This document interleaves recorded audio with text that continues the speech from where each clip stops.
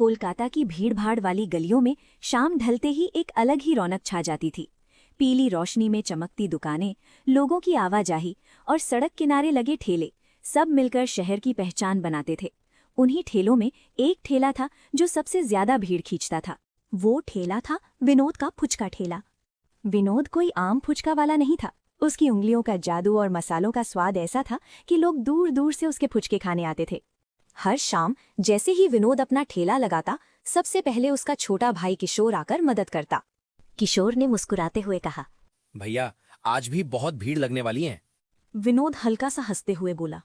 भीड़ तो लगेगी ही किशोर, हमारा फुचका है ही ऐसा। किशोर ने हंसते हुए जवाब दिया। और आपका स्टाइल भी। दोनों भाई हंस पड़े। विनोद का ठेला बाकी ठेलों से थोड़ा अलग था। वो साफ सफाई का खास ध्यान रखता था। उबले आलू, काला चना, खट्टा मीठा पानी, सब कुछ बिल्कुल ताज़ा होता था। उसी समय एक लड़की अपने दोस्तों के साथ वहां आई। लड़की ने उत्सुकता से पूछा, यही है वो विनोद फुचका वाला?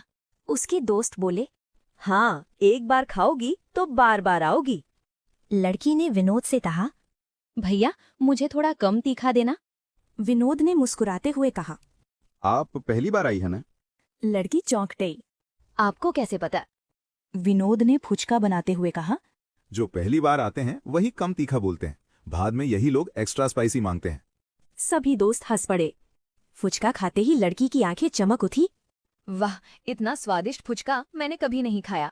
विनोद ने हल्के गर्व से कहा। कोलकाता में नाम ऐसे ही नहीं बना है हमारा।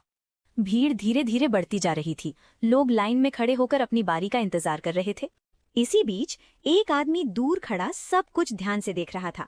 उसका नाम था महेश। महेश पास ही एक और फुचका ठेला चलाता था, लेकिन उसके ठेले पर उतनी भीड़ नहीं होती थी। विनोद की बढ़ती लोकप्रियता उसे अंदर ही अंदर खटक रही थी।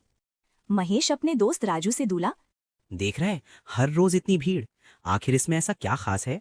राजू ने कंधे उचकाते हुए कहा। स्वाद होगा या किस्मत? महेश ने दांत भींचते हुए कहा। नहीं, कुछ तो राज है और वो मुझे पता लगाना होगा। उधर विनोद अपने काम में पूरी लगन से लगा था।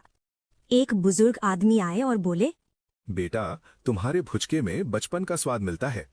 विनोद ने आदर से कहा। आपका आशीर्वाद है काका। बुजुर्ग मुस्कुराते हुए बोले। ऐसे ही ईमानदारी से काम करते रहो, बहुत आगे जाओगे। विनोद ने सिर झुकाकर कहा। जी काका, यही कोशिश है। शाम धीरे धीरे रात में बदल रही थी, लेकिन विनोद के ठेले पर भीड़ कम होने का नाम नहीं ले रही थी। किशोर ने थक कर कहा, भैया आज तो हाथ ही नहीं रुक रहे।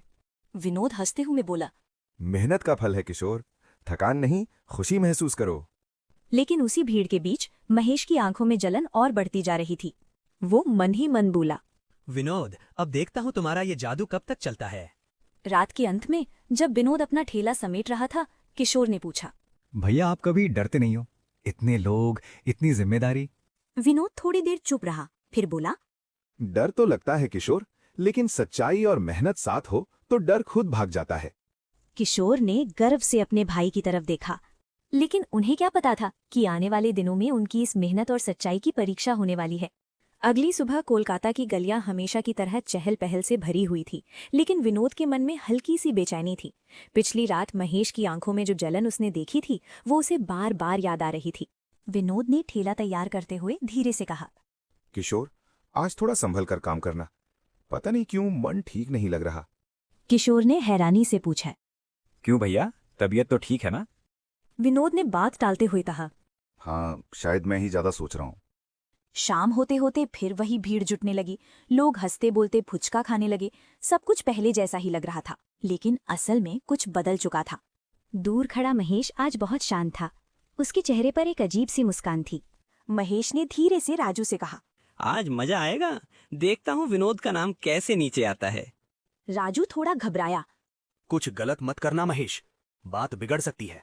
महेश ने ठंडी आवाज में कहा। अब बहुत हो गया, आज उसका खेल खत्म। उधर विनोद ग्राहकों में व्यस्त था। एक लड़का बोला, भैया मुझे एक्स्ट्रा खट्टा देना। दूसरी लड़की हंसते हुए बोली, और मुझे थोड़ा मीठा ज्यादा। विनोद तेजी से फुचके बनाते हुए बोला, सबको उनके हिसाब से मिलेगा, बस लाइन मत तोड़ना। भीड़ हंस पड़ी। इसी बीच एक आदमी आया और फुचका खाकर अचानक चिल्लाने लगा, अरे ये क्या है, इसका स्वाद खराब है। सब लोग चौप दे। विनोद घबरा गया। क्या हुआ भैया? अभी तो सब ठीक था। आदमी गुस्से में बोला। तुम खराब पानी इस्तेमाल कर रहे हो, ये तो सेहत के लिए खतरनाक है। भीड़ में हलचल मच गई। अरे मैं भी खा रहा था। ये तो गलत बात है। किशोर घबराकर बोला। भैया ये क्या हो रहा है? विनोद के माथे पर पसीना आ गया। वो समझ नहीं पा रहा था कि अचानक ऐसा कैसे हो गया।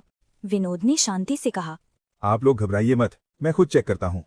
उसने पानी चखा और उसका चेहरा एकदम बदल गया। उसने धीमी आवाज में कहा। ये तो मेरा पानी नहीं है। किशोर ने हैरानी से पूछा। क्या मतलब? विनोद ने बोला। किसी ने इसमें कुछ मिला रहा है। भीड़ और ज्यादा भड़क गई। तो तुम लोगों को खराब खाना खिला रहे थे? हम पुलिस बुलाएंगे। उसी समय महेश भीड़ के बीच आकर बोला। मैंने पहले ही कहा था, इतना सस्ता और स्वादिष्ट कुछ भी नहीं होता, जरूर कुछ गड़बड़ है। विनोद ने गुस्से में कहा। महेश, ये जरूर तुम्हारी एक चाल है ना? महेश मासूम बनते हुए बोला। अरे मैं क्यों करूंगा ऐसा, मैं तो बस सच बोल रहा हूँ। किशोर ने गुस्से में कहा। झूठ बोल रहे हो तुम। लेकिन भीड़ अब किसी की बात सुनने को तैयार नहीं की। एक आदमी चिल्लाया। आज के बाद यहाँ से कोई कुछ नहीं खरीदेगा। धीरे धीरे सभी लोग वहां से चले गए। विनोद और किशोर वहीं खड़े रह गए। खाली ठेला, टूटा हुआ विश्वास और आंखों में दर्द। किशोर की आंखों में आंसू आ गए। भैया अब क्या होगा? हमारी तो बदनामी हो गई। विनोद ने गहरी सांस ली और कहा। सच कभी ज्यादा देर तक छुपता नहीं किशोर। जिसने भी ये किया है उसे सामने आना ही पड़ेगा। किशोर ने पूछा। लेकिन हम साबित कैसे करेंगे? विनोद ने ठेले को मजबूती से पकड़ते हुए कहा। हम हार नहीं मानेंगे, कल से फिर शुरुआत करेंगे। उसी समय वही बुजुर्ग काका धीरे धीरे वहां आए। उन्होंने शांत स्वर में कहा। बेटा मैंने सब देखा है। विनोद चौंक गया। क्या देखा आपने काका? काका ने बोला। जिसने तुम्हारे पानी में गड़बड़ी की है, मैं उसे पहचानता हूँ। विनोद और किशोर एक दूसरे को देखने लगे। किशोर ने उत्सुकता से पूछा। कौन है वो? काका ने धीरे से कहा। कल सबके सामने ये सच आ जाएगा। विनोद की आंखों में फिर से उम्मीद की चमक आ गई। अगले दिन विनोद ने फिर से अपना ठेला लगाया, लेकिन इस बार उसके ठेले के पास कोई भीड़ नहीं थी। लोगों के मन में अभी भी शक था। तभी वहीं बुजुर्ग काका आगे आए और ऊंची आवाज में बोले। कल जो हुआ उसका सच मैं सबको बताऊंगा। भीड़ धीरे धीरे इकट्ठा होने लगी। काका ने महेश की ओर इशारा करते हुए कहा। मैंने अपनी आंखों से देखा है, इसने ही विनोद के पानी में गड़बड़ी की थी। महेश घबरा गया। ये झूठ है, आप मुझे फंसा रहे हैं। तभी राजू आगे आया और बोला। नहीं महेश, अब सच छुप नहीं सकता। मैंने भी देखा था, गलती तुम्हारी ही है। भीड़ में हलचल मच गई। शर्म करो, ईमानदार आदमी को बदनाम करते हो। महेश सिर झुकाकर बोला। मुझसे गलती हो गई विनोद, मुझे माफ कर दो। विनोद ने शांत स्वर में कहा। गलती मानना आसान होता है महेश, लेकिन फिर से भरोसा करना उससे भी कठिन होता है। धीरे धीरे लोग फिर से विनोद के ठेले की ओर बढ़ने लगे। किशोर मुस्कुराकर बोला।